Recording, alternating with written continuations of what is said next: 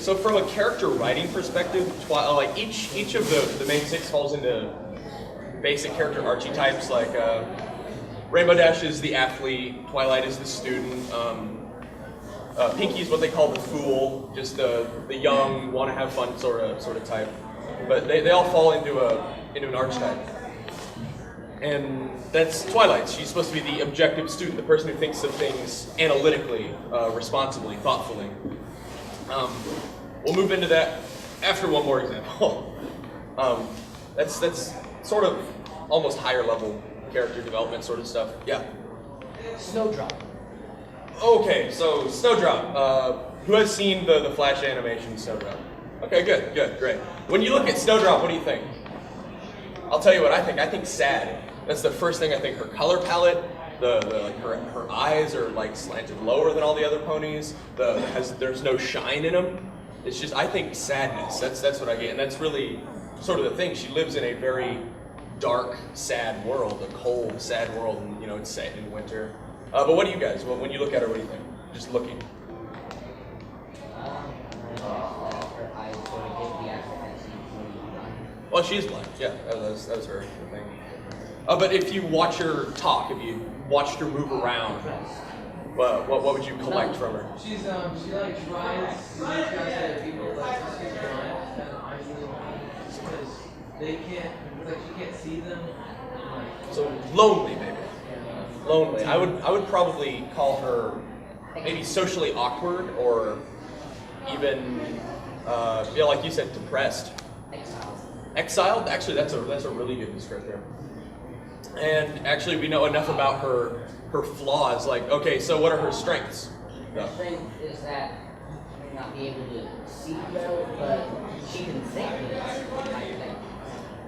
has a good thought mind. Well, she struggled in school. I think her big thing was that she thought very emotionally. She was a character that thought with her feelings. She thought, because that's all she really had. She had her feelings on things, and she ruminated on them constantly. But okay, good example. Moving on. What's the archetypes? Archetypes. Okay, so there's like 27 or something basic archetypes that a long time ago, a guy named Aristotle, who was a philosopher, he broke down what basically every character that will ever be written will fall into one of these archetypes. Also, every plot that is ever written is basically one of 9 plots, vaguely defined. Spoiler alert, every story ever written falls into one of those. Yeah. So, as far as archetypes go, it's another great example if you wanted to use MLP as a basis for like writing characters.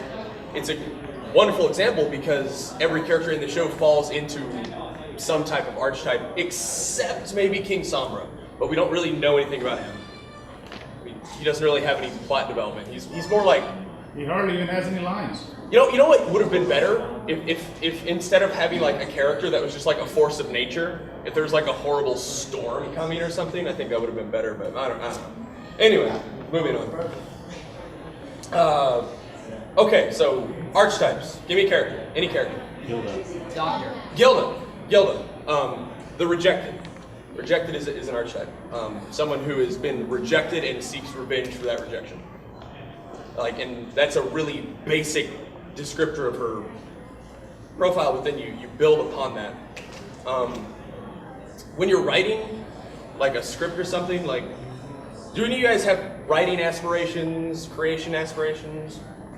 Yes, okay. So if you have that sort of thing in your writing characters, a really simple tool that I use, there's 2 really simple tools that I use all the time when I'm doing anything, when I'm writing a character, when I'm playing a video, when I'm playing Skyrim, and I don't want to get into my characters, that's what I do. But you ask 3 questions about the character. You ask, what does my character want? How is he going to get it? And then what does he eventually actually get? You ask those 3, and then you sort of have the arch of your character there.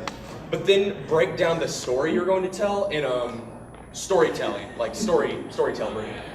So you think of the tropes in regular fairy tales, like once upon a time. Most fairy tales have a lot of repetition. Goldilocks tried the first pot of porridge, the second pot of porridge, the third pot of porridge. Fairy tales are great because they are kind of complex stories sometimes, but they're broken down in, easy Simplistic bites. manner. And they're broken down to a more simplistic manner. Yeah, I mean, Gingerbread Man is a really kind of dark and complex, scary story, but it's told in such a manner that I could tell it to a 5-year-old and he would collect what was going on in the story. Same thing, Hansel and Gretel, Little Red Riding Hood, Three Bears, all of them, and even the scarier ones, even like old school Brothers Grimm fairy tales that always have the darker endings. Quick aside, not to scare the children in the audience, but like the original Little Red Riding Hood was actually kind of a really scary story. She ends up, the wolf ends up eating her grandmother and tricking Little Red Riding Hood into drinking her grandmother's blood. It's really dark and scary, yeah. And then she ends up eating her at the end anyway. Great, I didn't think that was nice. Same thing with Alice in Wonderland. Yeah, the original Alice in Wonderland is kind of a dark, expositional sort of story. Actually, okay, yes, Alice in Wonderland is kind of dark, but at the same time, most of Alice in Wonderland is just sort of about her wandering around pond, like looking at things. So. But yeah, a lot of the things she sees are dark and confusing. Okay, back on track. I know I lost where was I? Where did I need to be? Archetypes, thank you. Archetypes. Okay. When you're writing a character. Okay. Again, who's best pony? Twilight. Twilight? Well, we already said Twilight's the student archetype. Actually, pause. Twilight makes me think because we might have the completion of an arc, which leads to might lead to a new archetype for Twilight. But okay, so Twilight's archetype since the very beginning has been student. She's been the seeker of knowledge, a person that wants to learn more and understand more. And when something hinders that, she kind of has a little bit of a meltdown. Like when she can't understand something or something's hindering her studies, somehow she has a meltdown. So that's been her character and her flaw. But now that she's sort of come to the graduation point, so to speak, her princesshood, what's her character going to be like now? More patient. She has to learn how to cope with things and to not let the stress affect her. So she might be moving from less of a student to more of a monarch, something like that, or more of a yeah, like a protege, or I don't want to just say princess. That's maybe a little too easy. I'm trying to think like a ruler, right? Oh, apprentice. The apprentice is actually an archetype. Yeah, a leader. There you go. That's perfect. Leader. So, but then if you take her flaws from before, her meltdown when she didn't understand something, and then you apply it to her leadership, like the first time that she's dealing with rampant law breaking, how do you think she's going to handle this? She's probably going to melt down the first time. Just her character. You had your hand up. Do you view the coronation as the beginning of the end or the end of the beginning? Me personally, I see it as the completion of an arc. I don't think anything is inherently going to. Okay, so not to get too crazy here, but there's a book called The Hero with 1,000 Faces, and it talks about just how basically every story kind of follows, every myth and creation myth and legend follows the same basic steps, but the last step is always, the last 3 steps are always the final challenge, death and rebirth, and then the story starts over again. Like any wide arc. So I feel like Twilight just she completed her current arc, and if they're good writers, which I think the people at Hasbro are good writers, I think they'll start her off in a new archetype facing more complex sort of challenges. But if they're bad writers, I feel like they're going to put her back in sort of the student position, just still writing letters to Princess Celestia, and this is what friendship means, but I don't know. We'll see. Yes? I just want to make a comment. You see, the way the story ends, final challenge, death and rebirth, and the story starts anew. Yeah. Like in Twilight's case, she left. She was sent to Ponyville when the story starts. Her arc is completing. She essentially has come full circle back to to where she started, Ponyville in this case, and founded a different place than when she left. And like I said, if they're good writers, they're gonna incorporate that into this. Like she's not only a different person, but she's come back to the same place, which itself has changed. Well, absolutely, and I mean, like even putting Twilight into the archetype, like her final challenge was like figuring out like if all my friends forgot who they were, could we still be friends? That was her final challenge, and then her death and rebirth was becoming a princess. Death and rebirth doesn't mean necessarily that you have to die, or that it means giving up a part of yourself to reach something else. But then the whole thing is started over again. Let me see where I am on time. Any questions? Actually, I'm golden on time. Wonderful. Any questions thus far? Yes? Fluttershy's flaws as a character. Okay, so I love Fluttershy as a character. There's a lovely lady in the back who I'm very fond of, dressed up like a Fluttershy right now. But her art, she plays the same role each time. What it is she's too timid. Every episode that sort of focuses on her is about, can I overcome my timidness? Can I overcome my inhibitions, my weaknesses? Like the one with who's that Minotaur guy? Iron Will. Iron Will. Like the one with Iron Will, she learned to be more assertive. The one with the dragon, she learns to stand up for her friends. But the problem with her character is that she never really grows from that. Like she never returns to a place of proper assertiveness. She always goes back to being very timid and shy. Now this is one of two things. Either the writers are being super, super clever on us, and Fluttershy is really, really smart, like she's intentionally being really shy so that she can get the upper hand in social situations or whatever. Like people are nicer to shy people, just kind of how it is. Or they don't know what to do with her. And I kind of feel like for instance, Applejack. I love Applejack, but they don't really know what to do with her. Like a really great example is like Rainbow Dash.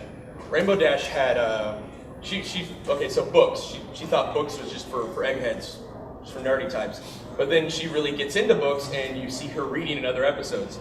And then she gets a pet, right? So she wants the fastest, coolest pet, but she ends up with like the slowest, lamest pet. And what's really interesting about that is she she puts like the propeller on him and tries to make him fast and cool, but he's not. He's just the lamest turtle in the world. Tortoise. Sorry. And she even tries to give him a cool name, Tank. But despite his inherent lameness, she still loves him. She's like, oh, come here.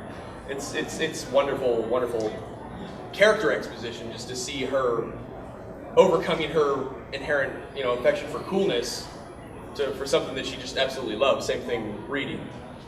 Like if we could see a little bit more of that with Fluttershy, I would really like it. We saw her, being a strong and independent person because there are a few episodes where she does that. Oh sure, it's just that she always returns to a point of We know shyness. that the seeds of that are in there. She's Yeah, like yeah, protective mother bear thing. Oh yeah, like for her friends, absolutely. And like there's the episode where like she remembers it's just a hop, skip, and a jump or whatever, like hops over, and that's pretty good. Oh yes. I think like the main six, one of the biggest things is their greatest strength is their greatest weakness. So Fluttershy, while being extremely kind, is extremely kind when it comes to assert her own opinion. Say Rarity's too generous with her time, which is good at herself. Rainbow Dash is extremely loyal to her friends, but not she's too loyal to the fact that she's not open to other people. So I think they just the greatest strength of their greatest. I can kind of see that. There's a couple episodes where it doesn't quite work. Like I don't think the Becoming Popular episode with Rarity is really showing her inherent generosity for wanting to be high on the social ladder. That's sort of a selfish thing. I thought it was overcoming one of her deeper flaws, her desire to be, something that honestly Rarity deserves to be high on the social ladder. I mean, she works really hard. She's earned her own boutique. We know that she didn't come from a place of money, so she fought her way up that. So that's that. But Applejack is the hard worker, and it's basically her fault. Like, okay, so my granddad, just briefly, same sort of problem. He would ask you, like when I was a little kid, he'd be like, "Hey Zach, can you help me carry this 400-pound pipe?" I'd be like, "Just give me a minute. Give me a minute, Papa. I'll be there in a minute." And he would go outside and he'd just start dragging the pipe by himself. You know, I would have been there in a minute. He's a hard worker to a fault. Anyway, yes. Luna's fault, you can see in the, was it Nightmare Night? Yeah, her thing is she's socially kind of awkward. Like, I don't want to just say that for everybody, but she really, really wants to be loved. What do they call that? DNLS syndrome, something like that. Desire to love and be loved by others.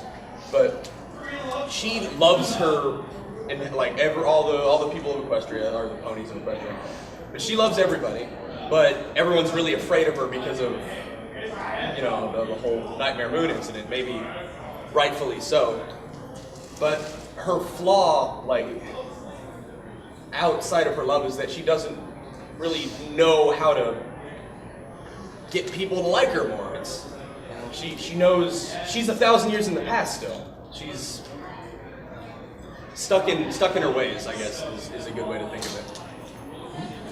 Yes, I know there hasn't been very much development. Well, I'm not sure if development is the right word, but in regards to Shining Armor and Princess Kate, how would you analyze that? How would I categorize them? How would you analyze these characters?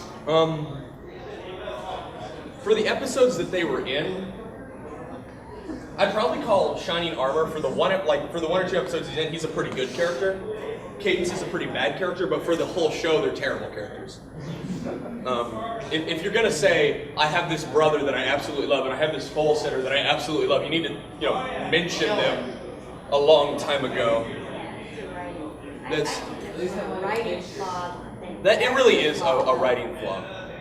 As far as the reason why Shining Armor is a really good character, I like him because he is Mr. Good Guy. He's like, I'm going to give absolutely everything I have in order to be, captain of the guard. He's the ultimate. He's like, if you ever read like the old Arthurian legends, he's like, Guinevere, Sir Guinevere. He was the Jesus analogy for him. The reason Cadence isn't such a good character is because, what does she really do? Stereotypical kind of. She breaks out of a cave and she shoots a heartbeat at somebody, and that's about. Well, Shining Armor, we were like, Oh yeah, he did javelin. I guess I don't know anything about her character really. That's why I can't analyze her too well. Same thing, like I love Lyra. I love her. I love the way she looks. I love her physiognomy, to return to that word. And I love was it Vinyl Scratch, Digipon 3, but I don't really know anything about them as characters, but I love their physiognomy. I can tell a lot about them just by looking at them. Yes, and they imagine a lot of their fandom personas based off of what one could get from their appearances. Well, yeah, and And what they look like. And another really unique thing My Little Pony has in accordance with physiognomy is they have the cutie marks. So like you can, in theory, you can tell a lot about a character just by looking at their butt. so wait, what do you think about Jeremy? Well, the people have said that it's about her bubbly personality or that she's kind of an airhead, stuff like that. But, okay, so again, I said I don't think MLP is a super special show in and of itself. I think it's kind of an average show. There's better shows out there. I love Gravity Falls probably as a show more than MLP. But the community for MLP is absolutely wonderful. Like, we are these musical creators, these video creators, these fan art creators, but the community is so good. So with Jeremy, there's a fan fiction that if you haven't read it, it's really good, but really it's kind of sad. It's called Bubbles. oh, I've seen that. It's really sad, but it's like probably like just a person put their spin on why her cutie mark was Bubbles, and it's really good. Look it up sometime. That's the strength of this community, I think, is that people take things they like and then they do a lot more with them. And seems kind of can't think of any other show where where you would have background characters get such popularity and such the personalities risen for them. Like popularity to a point that, what is it? Like it becomes the new canon. Like Derpy became a Derpy character, even though it was just like an animation error at first. But we loved her so much for that she became like canon a Derpy character like that. And then you have like soccer moms that have to like change the voice. Well, okay, so to touch on that, Derpy is kind of a slang for like touched in the head, but like in our vernacular, in our way we use it, it just means like I'm being derpy right now. I'm being airheaded, I'm being a ditz. But there's kind of a divine fool archetype too, though. Oh, say again? She's the divine fool archetype. Oh yeah, absolutely. Very much. Very. Light-hearted, pure-hearted. So it's not stupidity, it's innocence. To innocence to a fault, maybe even, but yeah, just youth. Maybe even you could even call her the bright-eyed youth if we saw more of her in a couple episodes. But yeah, that's like if I had a child that was special needs, I might be offended if that sort of thing happened. So I just try to see both sides. I don't necessarily agree with it, but I can see where sensitivity and that sort of thing comes in, especially if you got teased at school with that word, and then to see a character like that, another panel, different discussion. Okay, where were we? Questions? Anybody in the back? Spike in general? Yeah.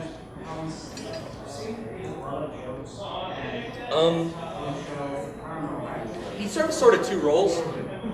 He's sort of the comic relief sometimes, which in a comedy show it's not really necessary. As far as his character in and of itself, his character sort of plays this super enthusiastic, I'm gonna help out person. Like that's his the eager helper. I can't think of that archetype. The eager cohort? Yeah, like a he's sort of like Robin. You think of it. He's like the Robin to Twilight. Twilight's Batman. As far as him as a character, yeah, absolutely. Or what's it? I don't want to say the fool again, but he falls into a lot of the tropes of the fool, and a little bit of the student. So, the student to the student, I buy that for $1. But as far as him as a character, he's all right. They haven't done anything drastically interesting with him. I guess they had a nice little puberty analogy when he went off with the other dragons. And actually, the most interesting thing was his dragon code or whatever. Like he lives by a really tight code of ethics. That's kind of interesting, but hopefully they'll do more stuff with him. He's just sort of an average character right now for my money. Yeah. Actually, while you do start how you use it, on how you give it an average character, there is a lot of places where they could add a lot of development into it. We still don't know anything about his path beyond. Even after Dragon Quest, there's still a lot that they can do. Well, there's just like a lot about like dragon physiology and like everything that we don't know about. Like how long do they live? Like what's their family structure like? Like why did they just have a dragon egg there? Were the layers of that egg cool with that egg being in Celestia's possession? Is there some sort of pony dragon war that went on? Because they don't really seem fond of each other. If I can add on to that, that was the entrance exam. Does that mean that the other students have a dragon too? Maybe, I don't know. That's sort of like story analytical questions you think about it. Who was the one in the movie? The other students. Sunset Shimmer. Yeah, I wonder. Maybe she had a dragon. Sunset Shimmer was a dropout. A prophet? A dropout. Oh, a dropout. No. She was Celestia's student, but things weren't going along fast enough, so she went her own path. Gummies are delicious. Questions? Yes. I think honestly they might be the best characters in the show but I'm not fans of them personally. They're really well-written characters, and you can really identify with their plights. But the reason I don't like them personally is because I've seen that sort of character a lot. It's trying to figure out your place in the world is kind of the basis of every musical, and I love musicals. I mean, it's Annie Get Your Gun, that's Fiddler on the Roof. Yeah. I have one quick question. I'm sure this has been answered before, but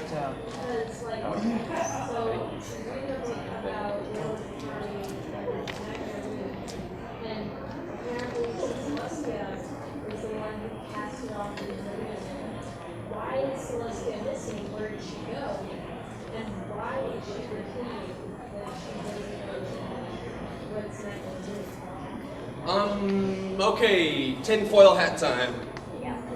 Everybody- Time. Okay, so my theory is, Celestia knew that she needed the elements of harmony to help Luna, to get Luna repaired, fixed, or whatever, brainwashed, whatever you want to call it. But she couldn't control them all by herself. Like, because when they talk about them defeating Discord, it was Luna and Celestia, they had to work together. So she had to find new surrogates for the elements of harmony. So she needed Twilight to go find some friends for that reason. You know, perhaps she can't use them because she got more from the balance. Well, absolutely, and like, I mean, Celestia certainly doesn't show. Feminine braille text. Yeah, I would buy that. I mean, in Celestia, there's a lot of compliment going on between Celestia and Luna as characters, like, where Celestia sort of lacks. I would argue that she lacks loyalty.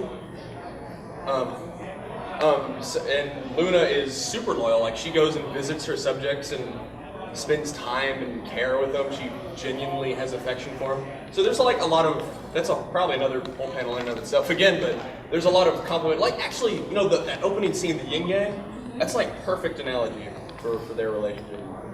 Anyway. I'm hoping that they'll do more to restore the balance between the two. I think Luna is a pretty cool character just in both physiognomy and in character design, but Celestia has all this untapped potential. There's so much cool stuff they could do with like her regal character, but I mean, they just don't. I feel like they're afraid to mess with her much, yeah. I think that's what they need is an episode focusing on her, so we could give her some more character and stuff like that. Maybe the target demographic is the way down.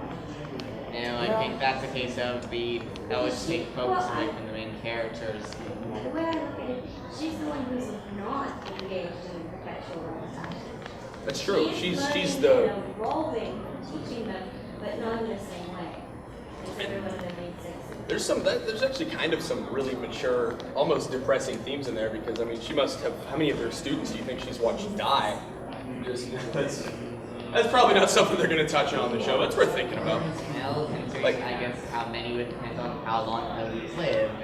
You know what? I think a great episode for her, like for character development, would be. Did you guys ever watch? Was it Avatar? Yeah. You know the Uncle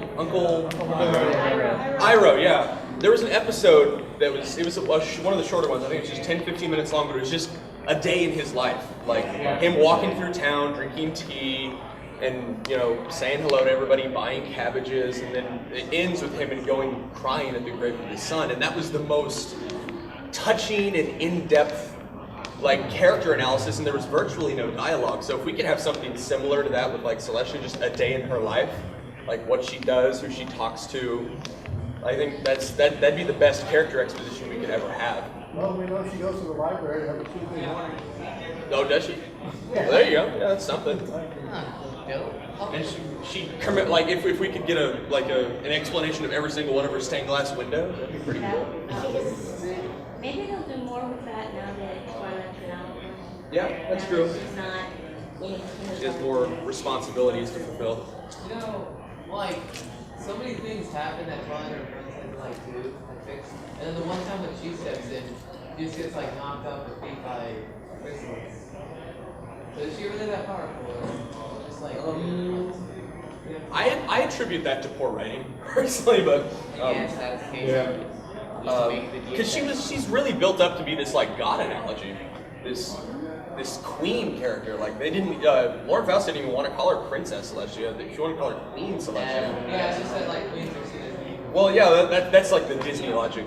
All the old Disney queens were evil, which is ridiculous. The Queen of England right now is just a wonderful lady. Anyway. Okay, so I'm getting kind of off track, just going into more story analysis sort of aspects. Do you guys have any questions about creating good characters? Maybe how to write a good character, or what makes a good character? Or maybe do you have a character in the show you really like, but you can't figure out why? I feel really strongly that way about Trixie, because I love Trixie, but I can't really like figure out why, because she's not a specifically good character. Yes? When you think about like, you're like, like, was that before or after California? Oh, me not liking Trixie? Or whether or not... Before the Alicorn Amulet fiasco, I thought her end was very abrupt. Like they didn't do anything with her, and I saw her basically as like a unicorn version of Rainbow Dash, and she got hated for that. And I thought the main six was being really cruel to her. And yeah, since they seem to continue to look bad, out of character due to like stick. Yeah. And then when the Alicorn Amulet thing came along, I felt like that arc that they had sort of started got wrapped up really fast. Like, I feel like they almost wanted to do something with her character, and then they just swirled it all up. And so. But I love her character design. I love the way she looks. I love her voice. I love that she talks in the third person. A great character. She's great physiognomy. You watch her for 30 seconds, you love her. But What's she doing in like the other world? Like the human world, she doesn't have magic. She just be like a magician. I would imagine. I thought that was her thing in the show, like in the actual show. Was she was just like stage magic? Doesn't she only does she only have like the power to create illusions? I think that was like Sakura's thing. I don't know. I don't really know. I mean, she was doing stuff that I can't really justify as being just an illusion, wrapping ropes and stuff. Oh man. I really would too, and they did like the best like comparison. They like compared Twilight's relationship to her to Luke and Yoda. That's perfect.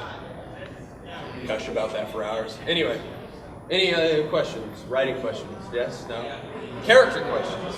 Nah? Okay, let's just talk about characters.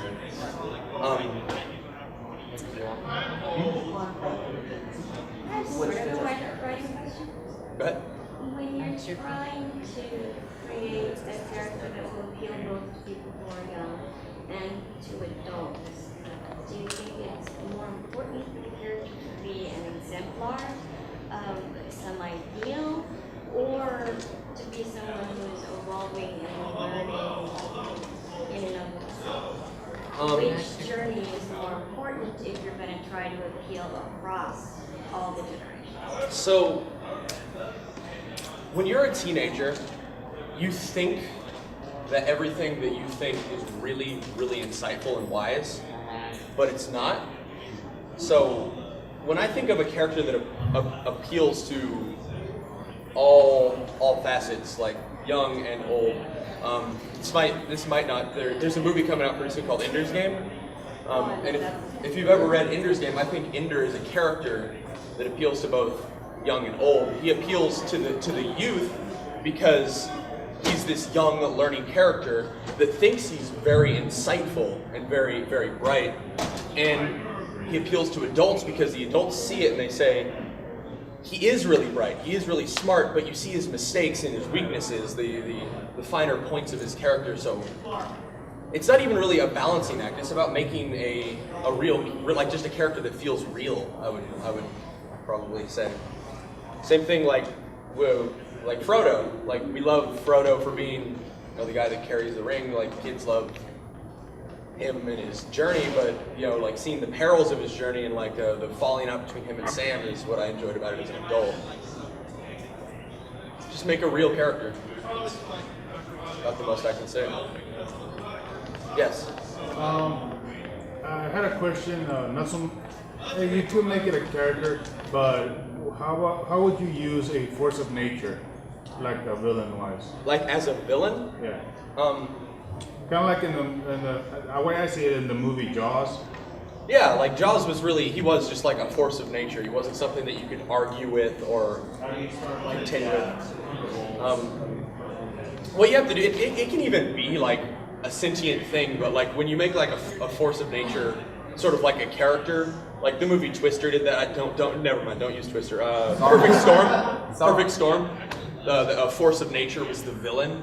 What you have to do is you have to make this thing that has conditions and time limits and is completely unnegotiable, unwavering, will not give, cannot give, like, and just it has rules that it has to follow because it's nature. Like it's the way it works. So there are great examples in like I can think of a couple of books that use like actual characters as forces of nature. And there's things that they have to do and absolutely cannot do. H.P. Lovecraft was wonderful about making these giant scaling villains that were forces of nature, things that could not be argued with, that were so massive, and just conceiving them caused you to go insane. Like that's like characters that are forces. Like we all love Cthulhu, even though he wasn't the evil of the old ones. He's just conceiving of him caused you to go crazy. Don't even get me started on the tangent. Anyway, moving on. Yes. Yes. How would you? This is a bit of a writing structural question, but how would you connect two events? Because I'm currently writing a novel right now, and I have an event. I have basically the path laid out, and I have a character set up and devised. But what I'm running into is. So you know A wants to happen, and you know you want A to happen, you want B to happen, but you want to know how you want to get from A to B? Precisely. It's just really the feeling. To return to the toolbox I was talking about earlier, when I have that problem, I try and tell it as a fairy tale.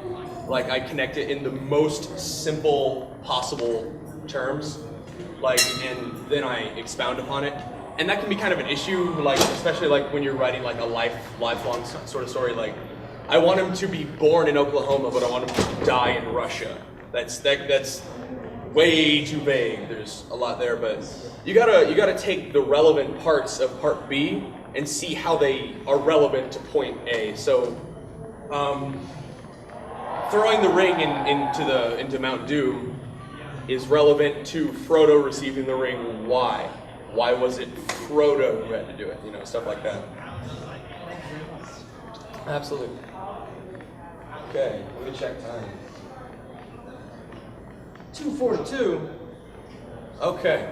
Any other questions? People are fleeing me, and I feel like I'm doing a poor job. Yes. What are character archetypes for food? Like what are the worst archetypes? Well, like what would be a cliche thing to put into a character that you really want to avoid in character creation? I think probably the one that gets overdone the most. That it's sort of taken on like a new term actually, but the Paragon archetype, also known nowadays in our vernacular as Mary Sue, just like this character that can do everything, will do everything, and is like a perfect point of virtue. And the opposite of that, the scoundrel, which is whatever you call it, the anti-Sue or whatever that is. So like it just basically you want to avoid any character that's just one-dimensional, that has like a single intention and that's all they do, or cannot be defeated, or will always be defeated. Just you want to make people, not characters. Always need to avoid that? Okay. Say if you're making them gods, or you're making them forces of nature. I guess caveat. Movies like Avatar, Blue People Avatar. The Marine captain in Avatar could be a one-dimensional villain because he was basically a force of nature. So yes, when it's like forces of nature or a god, or it needs to be like a Deus Ex Machina sort of thing, then yes, it can be a more one-dimensional character. But don't let them linger. Don't let them stay. Let it just come, gone, just in and out. Because those just they're not compelling characters. Yes, Celestia is, she like, the reason that she's interesting at all is because we read into her actions so much.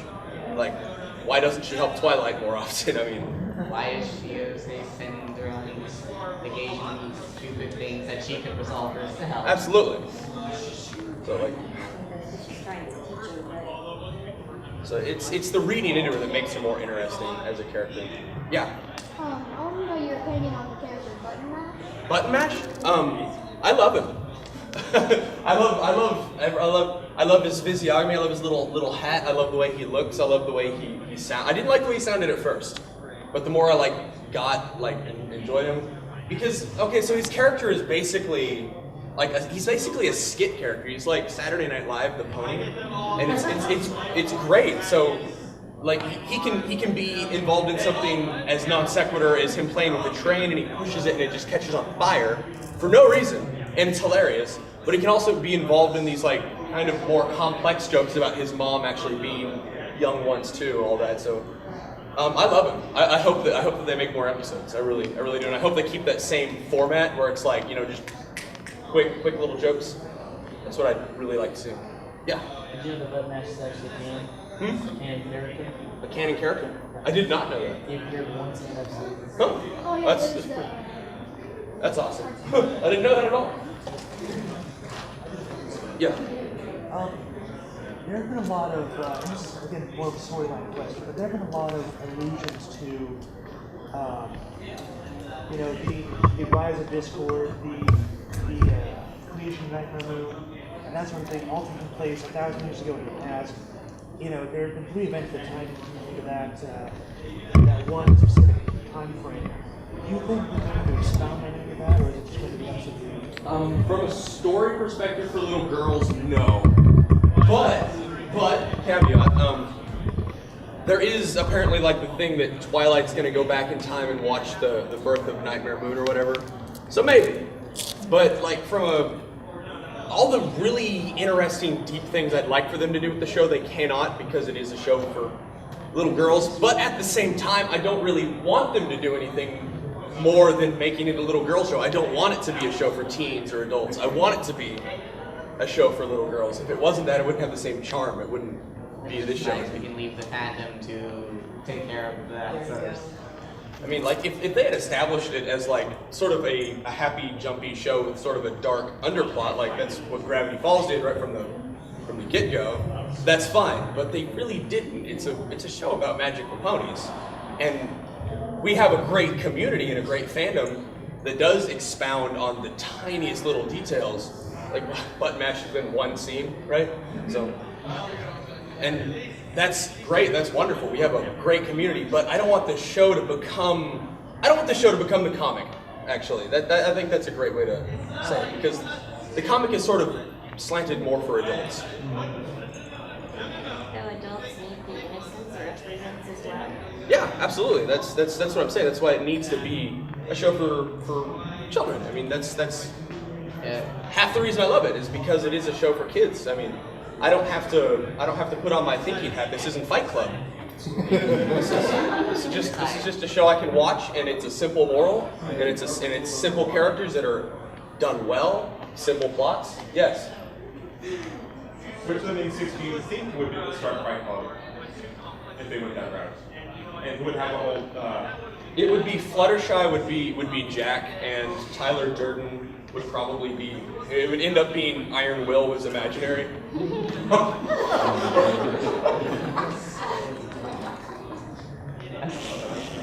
Okay. Any other crazy conspiracy? I like questions like Can I that. ask you something that's personal? Yeah. Given that the show has a great deal to do with the feminine perspective, as a male, what does it do for you watching the young girls, older girls who are becoming women go through that? Okay, so How does that affect you as a guy? I'm kind of I might be a little bit aside here because so I call myself a philosopher, but there's not like a really entry point for that. So anybody who calls himself a philosopher is. But that aside, I've studied first, second, and third wave feminism quite a bit. And when I see, like, okay, so you know the Rarity Diamond Dog episode? I think that's maybe one of the best examples of perfect second wave feminism that I can think of. Because it represents her as a strong character that doesn't have to be man or give up her femininity to be a strong character. She beats the Diamond Dogs through girliness, through whining, and it's great. That's what I want. I would, me personally, maybe as a man, what I'd like to see is, I don't want women trying to act like men. I want women acting like women. Like, we are something that's different and aside from each other. We can share a lot of the same traits. I don't care if women wear pants or whatever, but we're not inherently the same. And then before we start saying, well, what about transgenders or all those other issues? That's third wave feminism, and we're not discussing that yet. It's about, first wave feminism was about women getting rights as human beings. They are equal footing. And then second wave feminism was about women being treated socially equal. And then third wave feminism is about the definition of gender at its heart. That's really what it's coming down to. Anyway, but that's a great question. Probably panel in and of itself, honestly. I've been considering going back and finishing my master's in sociology. Oh, right on. Absolutely. Playing with these There's a lot there. Like things. It would make a great thesis. I think Lauren Faust works really well with feminism a lot. Like she put intentionally, like she put a straw man feminist in one of her Powerpuff Girl episodes, and it's wonderful to see like that character get beat up because of her straw hat feminism, and it's great. You can be girly and strong. That's the point. You don't have to be a man to be strong. That's why I don't like a lot of movies nowadays. Anyway, we almost went into rant mode there. Yes. What do you think about Stinger's background? I'd like to know more about it. Her as a character is great. I love her little moment with Luna, which also leads me to wonder why Luna had a.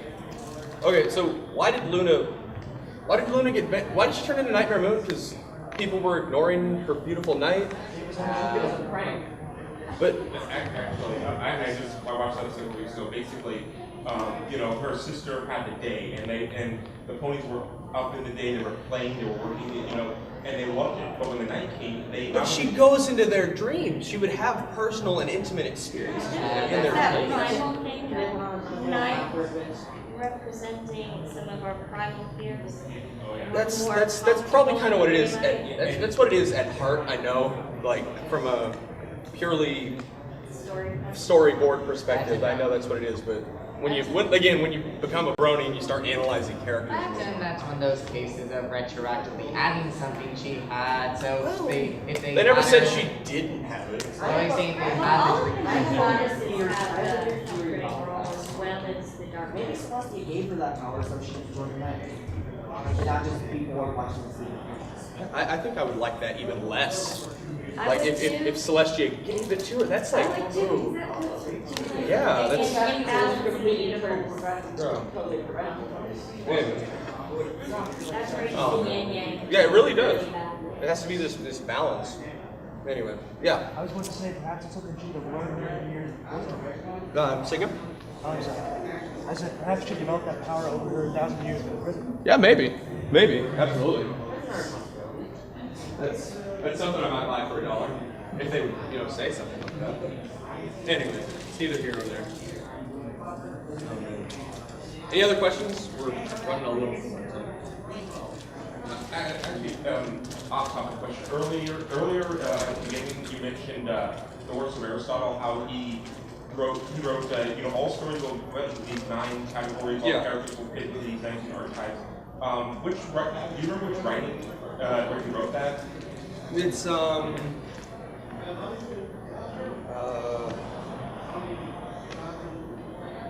want to say it's. I'm sure you could just Google it, like, character, like.